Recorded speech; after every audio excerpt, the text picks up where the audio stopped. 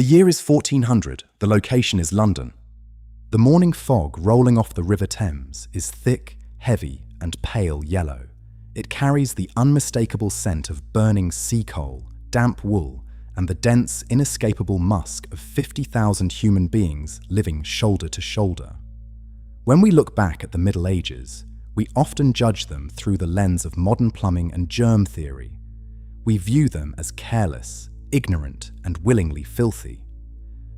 But to understand this world, you have to completely erase your modern understanding of biology. You must enter a reality where the very air you breathe is viewed as a lethal threat. Using historical medical texts, medieval sanitation laws, and the architectural remnants of 15th century England, we are going to strip away the fantasy of gleaming knights and pristine castles. We are going to explore the gritty, exhausting, and profoundly resilient biological reality of medieval life. We are going to see how people survived in a world where taking a hot bath was considered a medical gamble and dirt was worn like a shield. Step into the streets of the 15th century. The day begins in the damp, freezing gloom of a timber-framed house. You step out of a heavy, curtained bed and your bare feet touch the floorboards. They are covered in a thick layer of rushes, dried river grass mixed with herbs like lavender and meadowsweet. These rushes haven't been swept out or replaced in months. They crunch softly underfoot, giving off a smell that is faintly sweet, yet distinctly sour. There are no rattling pipes in this house. There is no steam. By the window sits a small, shallow wooden basin. You crack the thin layer of ice that formed over the water during the night, dip a coarse piece of linen into it, and wipe your face. You wipe your hands, and perhaps, if the winter chill isn't too biting, the back of your neck. That is it. That is the entirety of your washing routine. The rest of your body remains completely sealed beneath layers of old sweat and natural oils. This is not out of laziness. It is out of a deep, medically advised fear. The physicians of the era are still deeply haunted by the Black Death that swept through just decades ago. They teach the theory of miasma, the belief that disease does not come from invisible germs, but from corrupted, foul-smelling air. And the human body has a fatal design flaw: pores. In medieval medicine, hot water is dangerous because it opens the pores of the skin. Once those pores are open, the corrupted air can seep directly into your body and bring swift illness. Therefore, a clean, scrubbed body is a highly vulnerable body. A layer of grime, sweat, and natural oil is considered a physical fortress. In this era, dirt is not a failure of hygiene. Dirt is biological armor. Survival means staying sealed. But if you climb the social ladder and enter the stone halls of the aristocracy, the logic of hygiene changes into something entirely different, yet equally strange. You are standing in the dressing room of a wealthy nobleman. He also fears the bathhouse, but he possesses something the commoners do not: an abundance of pure, fine white linen. This is one of the most powerful medical beliefs of the age. The elite believe that high-quality linen acts as a living, breathing sponge. As the nobleman goes about his day, the crisp linen undershirt is thought to actively draw impurities, sweat, and corruption out of his body and trap them safely within the fabric. Therefore, he cleans himself indirectly without water. He might change his linen shirt 3 or 4 times a day, putting on a fresh, cool garment each time. This belief is so absolute that white linen becomes the ultimate status symbol of the era. The bright, pristine edge of a white collar or a cuff peeking out from under a heavy wool tunic silently declares to the world, "I am a man of immense wealth. I am clean without ever touching a bath." The poor have no such luxury.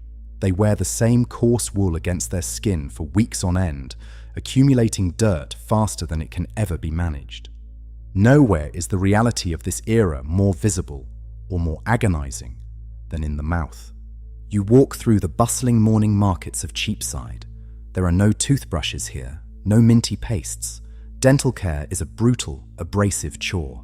To clean your teeth, You take a rough piece of cloth and dip it into a harsh, gritty mixture of ground salt, crushed cuttlebone, and charcoal. You scrub this abrasive powder hard against your teeth. It wears away the enamel and leaves the gums raw, but it scrapes away the worst of the decay. But if a deep ache begins in the jaw, the dread sets in.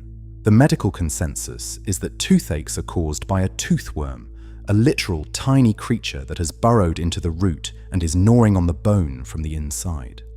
There is no gentle remedy. You must visit the local barber-surgeon. You sit on a wooden stool in the middle of a noisy street. There are no numbing drafts. The barber produces a pair of heavy iron pliers, grips the offending tooth, and with a sudden, forceful twist of his wrist, extracts it. The sharp crack echoes over the noise of the market. Smiles in the 15th century are cautious, closely guarded things, revealing the heavy toll of simply growing old.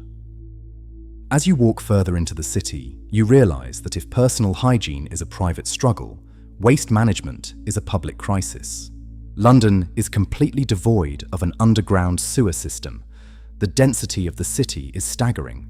Houses lean so far forward over the narrow, winding alleys that their upper floors nearly touch, trapping the air and the smoke in a permanent, hazy tunnel. Even at the absolute height of luxury, the solutions are crude.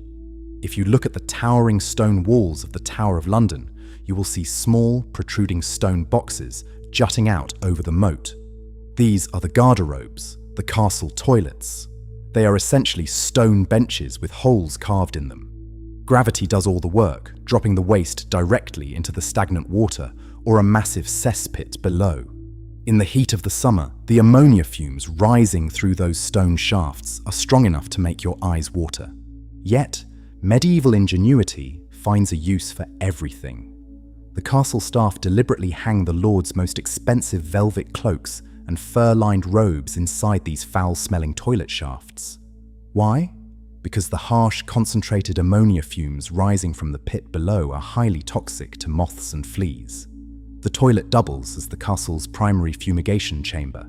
Down in the crowded city streets, the situation is far more desperate. The citizens rely on shared wooden latrines built over deep backyard pits. The city produces thousands of pounds of waste every single day, and holding back this biological tide is a class of labourers almost entirely forgotten by history: the Gong Farmers.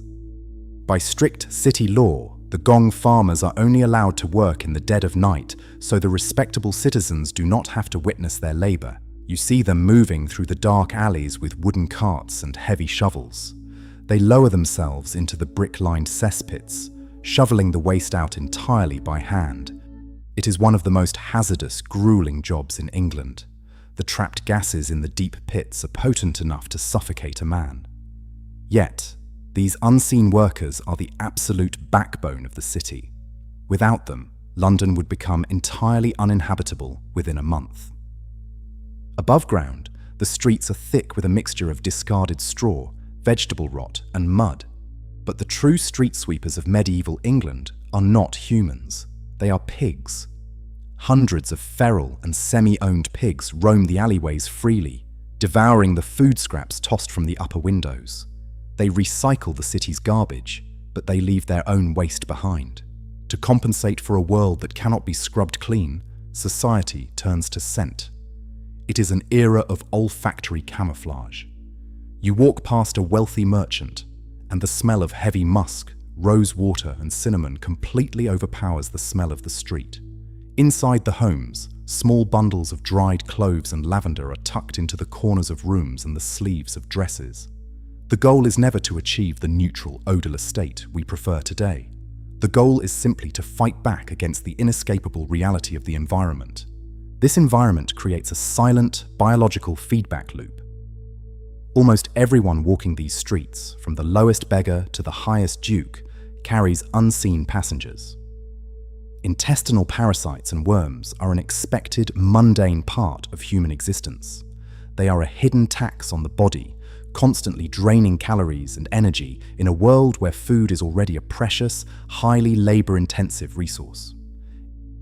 It is incredibly easy for modern eyes to look at this reality and recoil, to label these people as primitive or neglectful, but to do so is to completely misunderstand the sheer, uncompromising resilience of the medieval human being. These people are not dirty by choice. They are operating at the absolute edge of biological possibility, constrained by the technology, the fuel costs, and the medical knowledge of their time.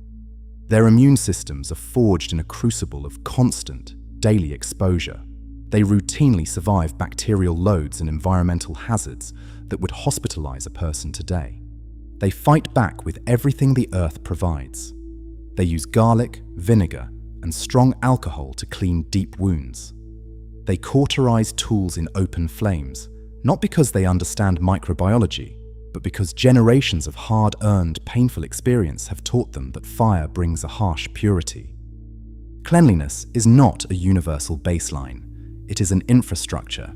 It requires endless clean water, cheap heating fuel, manufactured soap, and free time, luxuries that simply do not exist in the year 1400.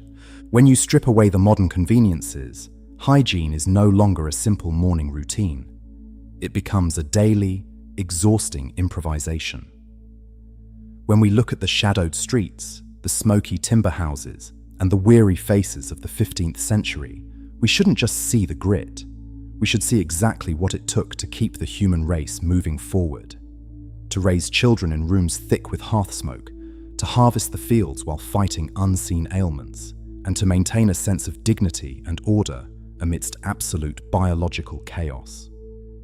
The reality of medieval England is not a story of laziness or failure. It is the story of a relentless, deeply pragmatic battle for survival. They did the absolute best they could with the tools they had. And when you truly understand that, the past stops looking like a tragedy and starts looking like an absolute triumph of human endurance. This video is brought to you by the Paladin Learn History app. Scan the QR code to learn more history.